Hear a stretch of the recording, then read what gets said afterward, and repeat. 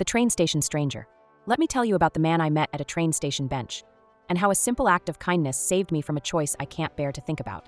This is a story about hope, humanity, and the strangers who show up when you least expect it.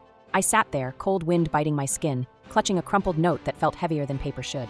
People passed by, faces blurred, until he sat beside me. Gray hair, warm eyes. He didn't pry, just handed me a coffee and said, "Rough day?" That simple kindness broke me. Tears spilled as I told him everything. I'd lost my job, been evicted, and felt like the walls were closing in. I expected pity. Instead, he shared his own heartbreak, losing his wife to cancer, living out of his car for a year. Then he said something that still echoes in my mind. The world needs you here, even if you can't see why right now. Before leaving, he handed me a slip of paper with a phone number for a job program. That night, he paid for me to stay at a small motel. I never got his name, but months later, when I signed my apartment lease, I thought of him. His kindness didn't just warm me that day.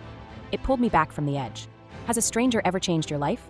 Drop your story in the comments. Sometimes the smallest gestures save us in the biggest ways.